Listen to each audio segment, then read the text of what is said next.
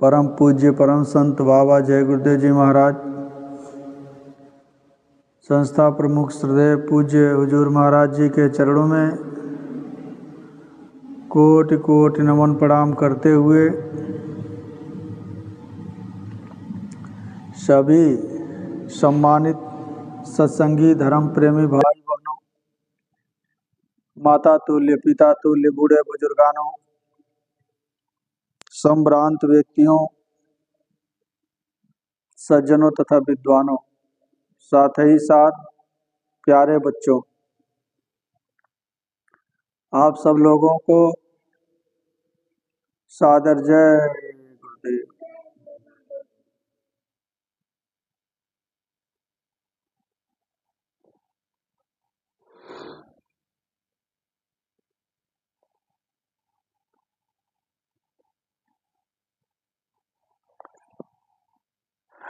प्रेमी भाई बहनों, सर्व समर्थ दाता दयाल परम पूज्य स्वामी जी महाराज के जन्मभूमि पर पधारे हुए सभी सम्मानित सत्संगी धर्म प्रेमी भाई बहनों को यह विचार करना चाहिए कि मालिक के दरबार में हमको आने का अवसर मिला, मालिक के दरबार में हमको सेवा का अवसर मिला। देश और दुनिया के अंदर गुरु महाराज के कितने प्रेमी, कितने सत्संगी, कितने नामधानी जीव रहते हैं। अपने किस्मत को हमको और आपको सराहना चाहिए कि आखिर हम लोगों को ही यह सेवा क्यों मिली। महात्माओं के दरबार की सेवा बड़े भाग्य वाले जीवों को मिलती है। महात्माओं के शरीर की सेवा उनसे भी भाग्य वाले जीवों को मिलती है। प्रेमी भाई बहनों, गुरु महाराज कहते थे, सेवा करने वाले भजन करने वालों से 4 आने फायदा में रहते हैं। गुरु महाराज कहते थे कि सेवा करने वाले बाजी मार ले जाते हैं, यानी सेवा से जो लाभ हमको प्राप्त हो जाता वो भजन से भी कहीं ज्यादा फलदायक है। तभी तो गुरु महाराज ने कहा कि सेवा करने वाले बाजी मार ले जाते हैं। प्रेमी भाई बहनों, मन, कर्म और वाणी, इन तीनों से किसी को किसी प्रकार का कष्ट न पहुंचाएं, किसी को चुभन न पैदा करे, कोई ऐसा बर्ताव न करें जिससे दूसरे के दिलों में ठेस पहुंचे, उसकी भक्ति खराब हो जाए, उसका परमार्थ खराब हो जाए, उसका मन खराब हो जाए। हमारा और आपका उद्देश्य यही होना चाहिए, अपने भी भजन कर लें और अपने साथ साथ जितने भी जीव हैं सबको शांति से भजन करने दिया जाए, ऐसा माहौल होना चाहिए। क्योंकि महात्माओं का जो पराविद्या होता, आध्यात्मिक ज्ञान जो होता, जीवों के हितकारी होता, जीवों के भलाई और कल्याण के लिए होता। यदि लोग महात्माओं के बातों पर अमल कर लिए होते, महात्माओं के कथनानुसार लोग चले होते, समाज में विसंगतियां उत्पन्न नहीं हुई होती। आज घर घर में लड़ाई, बाप बेटे में लड़ाई, पति पत्नी में मारपीट, भाई भाई में मारपीट हो रहा। इसका कारण क्या है? लोग महात्माओं के बातों पर अमल नहीं किए, महात्माओं के बनाए नियम को अपने जीवन में नहीं उतारे। लोग कहते हैं कि हम राम को मानते हैं, राम को मानते जरूर है लेकिन राम की नहीं मानते। लोग कहते हैं हम कि कृष्ण को मानते हैं लेकिन कृष्ण की नहीं मानते। महापुरुष कब तक जिंदा रहते हैं, कब तक अमर रहते हैं? जब तक उनके बताए हुए रास्ते पर जीव चलता, उनकी पद्धति पर जीवन यापन करता, उनके विचारों को अपने जीवन में लागू करता, उनके बनाए हुए सिद्धांतों को प्रतिपादित करता, स्वयं उस पर चलता और दूसरों को चलाता। महात्मा गांधी का यह संकल्प था कि देश आजाद हो जाएगा तो शराब एक बूंद भी देश के अंदर नहीं बिकेगी। यह उनका संकल्प था। उनका स्वप्न क्या था? भारत के अंदर राम राज की स्थापना हो जाए। राम राज लाने को गांधी सबसे कहे पुकारी, काम राज ला दिए दीवाने, खोले नरक दुआरी, चूल्हे भाड़ में गईले बापू के सपनवा मितवा, अब बदला बदला ही जमानवा मोर किसनवा मितवा। प्रेमी भाई बहनों, देश और दुनिया के अंदर परिवर्तन होगा। परिवर्तन कोई तोड़फोड़ आंदोलन करने से नहीं होगा, न कोई हड़ताल करने से होगा। परिवर्तन तो विचारों से होगा। यह एक वैचारिक क्रांति है, पीसफुल रिवॉल्यूशन। महात्माओं का काम क्या होता? लोगों के विचारों को बदलना। बड़े से बड़े डकैत जब महात्माओं के संपर्क में आए तो उनके विचारों में बदलाव आ गया। वाल्मीकि जी महाराज, जिनकी रामायण आज घर घर में पढ़ी जाती, वो रत्नाकर डाकू के नाम से प्रसिद्ध थे। जब वन में उनको सप्तऋषि मिल गए तो महात्माओं का संकल्प जो होता वो जीवों के अंदर डाल देते, छोड़ देते। एक न एक दिन वह बीज जम जाता। संत बीज बिन से नहीं, बीते जुग अनंत, ऊंच नीच घर जन्म लिए हुए संत का संत। महात्माओं और उनके भक्तों की मेहनत कभी बेकार नहीं जाती।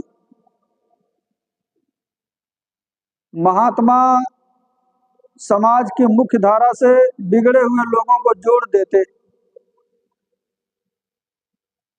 उनके हाथ से तीर, तमंचे,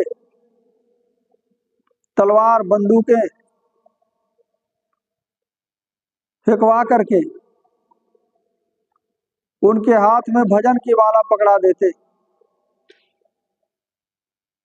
वही लोग भजन करने लगते, अपनी जीवात्मा का कल्याण कर डालते। बड़े से बड़े पापी। प्रेमी भाई बहनों,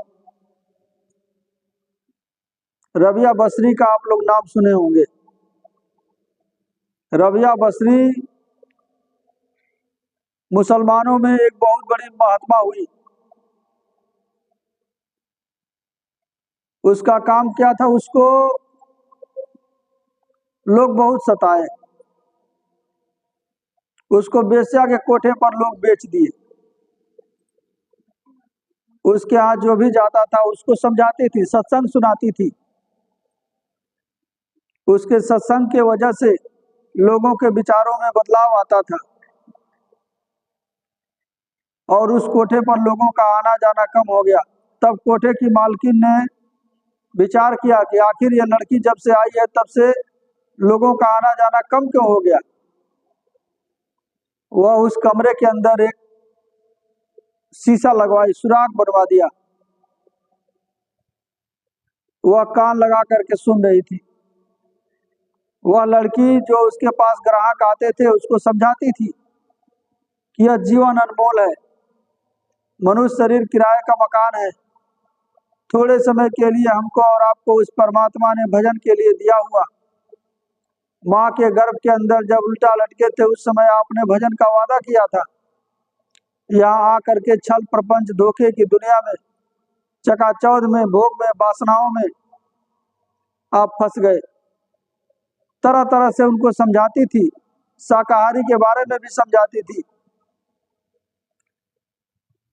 अब लोगों का विचार बदल जाता था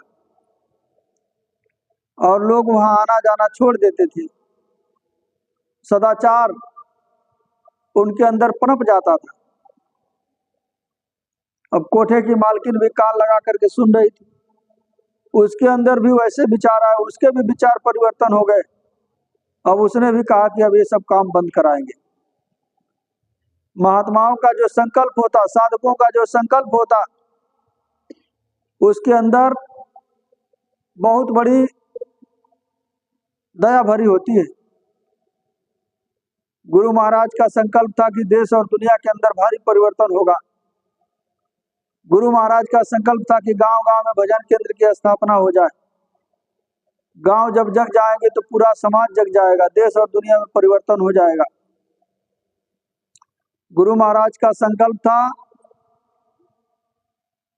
सब लोग भजन करने लगे। गुरु महाराज का संकल्प था कि सब लोग शराब छोड़ दे। गुरु महाराज का संकल्प था कि लोग जीव जंतुओं की हिंसा हत्या न करें।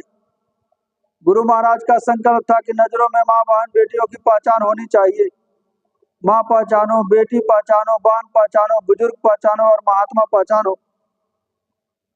ऐसा संकल्प लेकर के गुरु महाराज तो अपने जीवन में उस मालिक की प्राप्ति के उद्देश्य लेकर के यहाँ से निकले थे। इसी खितौरा से, इसी स्थान पे गुरु महाराज का जन्म हुआ।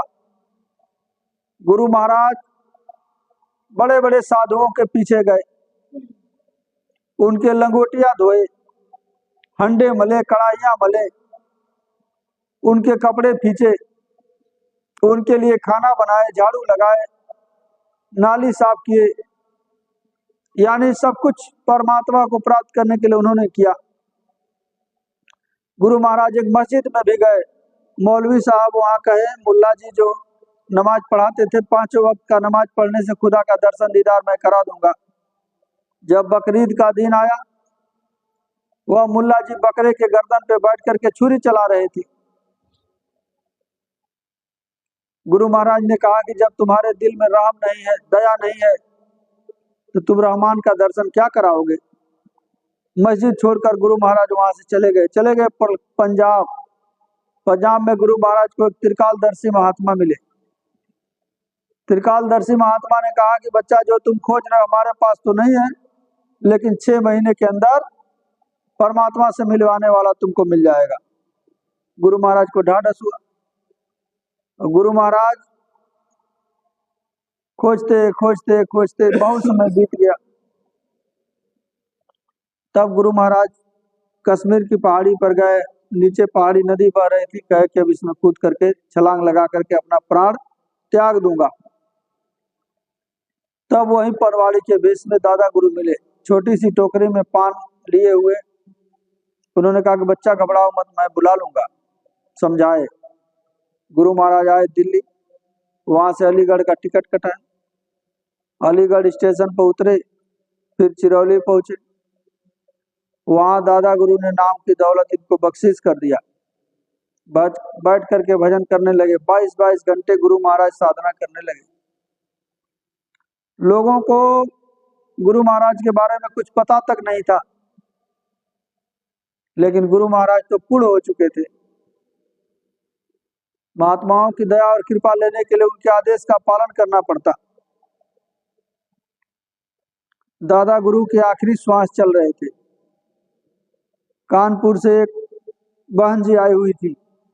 दादा गुरु ने कहा उनको पहुंचा दो, सबसे कहे गुरु महाराज, दादा गुरु कहे सभी सत्संगियों से बारी बारी से कहते रहे, सब लोग कहे कि स्वामी जी आपकी इस स्थिति में हम छोड़ करके नहीं जाएंगे, आपकी हालत बिगड़ रही है। गुरु महाराज गए थे गाय को चारा ले आने के लिए। जब चारा लेके आए, दादा गुरु ने कहा फलाने दास तुम इस वाहन को जो है कि पहुंचा दो। गुरु महाराज, गुरु के आदेश का पालन उनको करना था। गुरु महाराज चले गए पहुंचाने, छोड़ने चले गए कानपुर, दादा गुरु शरीर छोड़ दिए। दादा गुरु से लोग पूछने लगे कि संगत की संभाल कौन करेगा, कौन नामदान देगा, कौन देखेगा। तो दादा गुरु ने गुरु महाराज का नाम लिया। लोग विरोध करने लगे। गुरु महाराज ने कहा कि दादा गुरु ने कहा कि हमको जो कहना था मैं कह दिया, अब तुम जानो, तुम्हारा काम जाने। इसी तरह से गुरु नानक साहब के लड़के, एक नाला था, उसके अंदर जो है कि कचरा भरा हुआ था। गुरु नानक साहब अपने लड़के से कहे कि बच्चा इसके अंदर से कूद करके हमारा लोटा निकाल दो। लोटा गिरा दिया था उन्होंने परीक्षा लेने के लिए। तो उनका लड़का कहा कि नहीं, हमारे कपड़े गंदे हो जाएंगे, हमारा ऐसा नुकसान हो जाएगा। और एक उनका शिष्य था गुरु नानक साहब का। गुरु नानक साहब ने कहा कि बच्चा तुम हमारा लोटा निकाल दो। वो फौरन उस कीचड़ में कूद करके लोटा निकाल दिया। तो गुरु के आदेश का पालन ही गुरु भक्ति है। आदेश के पालन से ही महात्मा रिझते हैं। एक बार गुरु नानक साहब अपने भक्तों की परीक्षा ले रहे थे, तो उन्होंने मुर्दा खाने का हुक्म दे दिया। हलवा बनवाए और उसको मुर्दा के आकार में, मरे हुए व्यक्ति के लाश के आकार में जो है कि कफन उड़ा करके उसको लेटा दिया गया। और गुरु नानक साहब ने हुक्म दिया कि इस मुर्दा को खाओ। कौन हमारा चेला है जो मुर्दा खाएगा? तो भला कोई मुर्दा खाने के लिए तैयार होगा? सब लोग भाग खड़े हुए। एक गुरु अंगद देव जी निकले। उन्होंने कहा कि हजूर पैर के तरफ से खाऊं या सिर के तरफ से खाऊं? जब मुंह लगा करके खाने लगे तो हलवा था। महात्मा परीक्षा लेते हैं। एक बार गुरु अर्जुन देव अपने भक्तों की परीक्षा ले रहे थे, तो पैर में जंघे पर पका हुआ आम बांध लिए और अपने भक्तों से कहने लगे कि हमारे फोड़े में बहुत दर्द हो रहा है, पक गया है, इसके अंदर मवाद है, जो हमारा प्रेमी इसको चूस लेगा वो मर जाएगा और हमारा फोड़ा ठीक हो जाएगा। सभी चेले चपाटे भाग खड़े हुए। एक ही उनका चेला आया और उसको चूसा। तो प्रेमी भाई बहनों, बहुत परीक्षा होती है।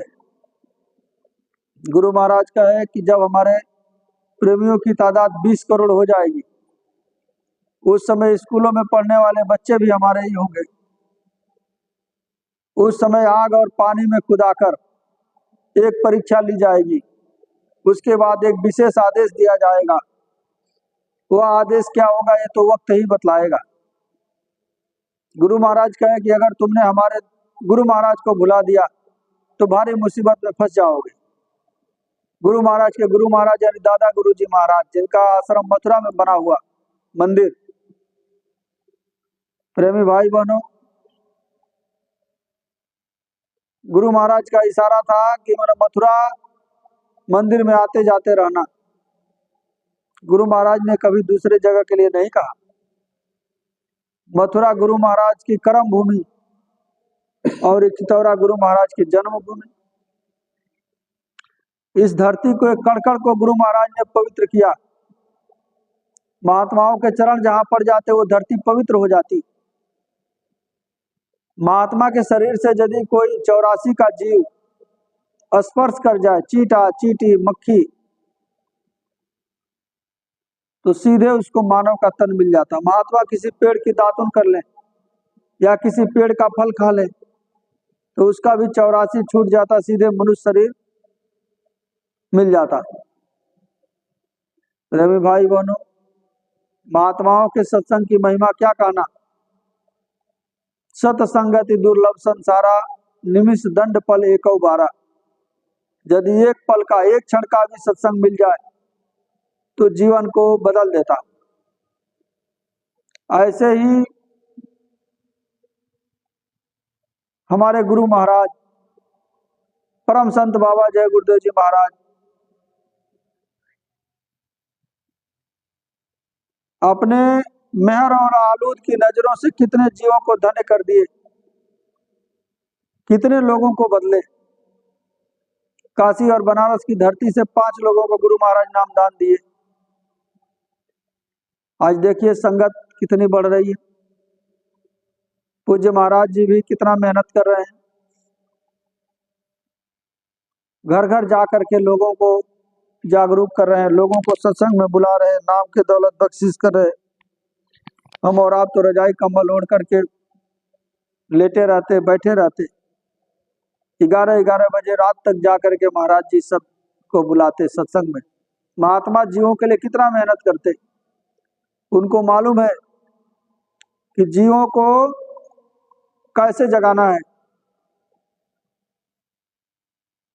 जगत सोया हुआ है, सोए हुए जीवों को महात्मा जगाते हैं। हम और आप भी सोए हुए थे। जैसे कोई गेहूं या जौ का बीज जब तक खेत में नहीं जाएगा, अनुकूल मौसम नहीं मिलेगा, पानी नहीं समय पे चलेगा, तो उसमें अंकुरण नहीं होगा, फल फूल पत्ते नहीं लगेंगे। महात्मा तो पहले जमीन तैयार करते।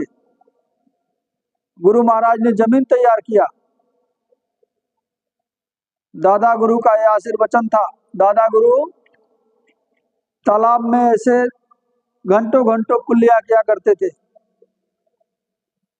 कुएं के जगत पे बैठ करके कुएं में पैर लटका करके पैर को हिलाते रहते थे, कुल्ला करते थे। गुरु महाराज पूछते थे कि स्वामी जी ये क्या कर रहे हैं। गुरु महाराज कहे, दादा गुरु कहते थे कि ये संगत जो है कि तैयार कर रहा हूँ, पूरब में संगत बढ़ेगी, पश्चिम में बढ़ेगी। दादा गुरु के शरीर के ऊपर आकर के चिड़िया बैठती थी। दादा गुरु का जा तेरा काम कर दिया। गुरु महाराज दादा गुरु जब घास लेकर के आते थे तो एक बार सांप जो है कि उसी घास के गट्ठर में आ गया था। महात्मा संत जितने होते सब जीव जंतुओं से प्रेम करते, उनके अंदर तो आत्मा वही है, बस खोल बदला हुआ। प्रेमी भाई बहनों, सबका भला महात्मा करना चाहते। जैसे पानी की बारिश हो रही ऊपर से, तो बारिश ये नहीं देखता कि पापी के खेत में जो है कि बारिश ना हो और सही आदमी के खेत में बारिश हो। तो सबके घर में, सबके बारिश, सबके आंगन में, सबके दरवाजे पे, सबके खेत में होगी। लेकिन अपने बर्तन का घड़े का मुंह नीचे करके रख देंगे तो पानी एक बूंद भी नहीं आएगा। प्रेमी भाई बहनों, महात्मा दया तो देते हैं, लेकिन अपना बर्तन तो साफ होना चाहिए। बर्तन जब साफ रहेगा तो उसी में दया टिकेगी। जैसे कोई पात्र है साफ नहीं है, उसके अंदर दूध रखेंगे तो दूध फट जाएगा। इसी तरह से अपने बर्तन को साफ करना है। इस तन रूपी बर्तन को, मन के अंदर जो अंतःकरण पे गंदगी जमा है जन्म जन्मांतरों के, उसको सफाई करनी है। तब जाकर के वो अमृत आपके अंदर रखा जाएगा। महात्मा बर्दाश्त कराते, धीरे धीरे दया दे करके बर्दाश्त कराते। एक बार दया की धार जारी कर दे महात्मा तो पागलों की सी दशा हो जाएगी। लोग कहेंगे कि पागल हो गया, अब यहाँ की शुद्ध बुद्ध कुछ नहीं रहेगी। इसलिए महात्मा दया की धार जारी करते, बर्दाश्त कराने की शक्ति भी देते।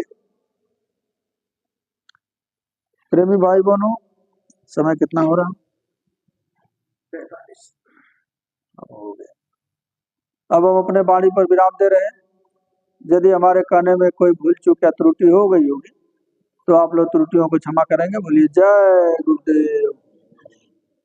अब आरती होगी, सभी लोग आरती करेंगे।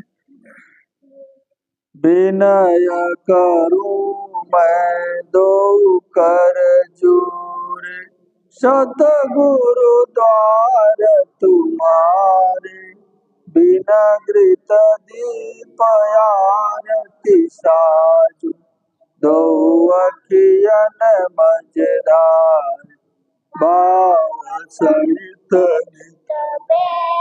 जरोखे जो अत प्रियतम प्यारे पग दूने सुनाऊं श्रवण अपन मन के काज विसार जाकी सूरत पियत चरणाम पियत पियत हुई न्यारी घंटा शंख मृदंग सारंगी बंसी बीन सुनार जय गुरुदेव जी की आरती कर गावत जय जयकार विनय करूं मैं दो कर जोर सतगुरु द्वार तुम्हारे मालिक द्वार तुम्हारे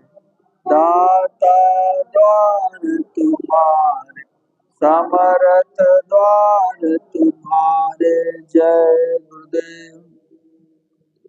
बाबा जय गुरुदेव जी महाराज का कहना है तन मन करता कौन खराब क्या खाने से होगी भलाई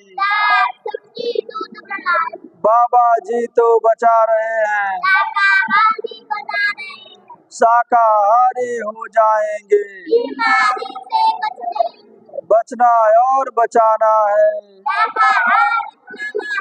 बाबा जी की अर्जी है स्वामी जी की अर्जी है पूज्य महाराज जी की प्रार्थना हाथ जोड़ कर विनय हमारी जय गुरुदेव।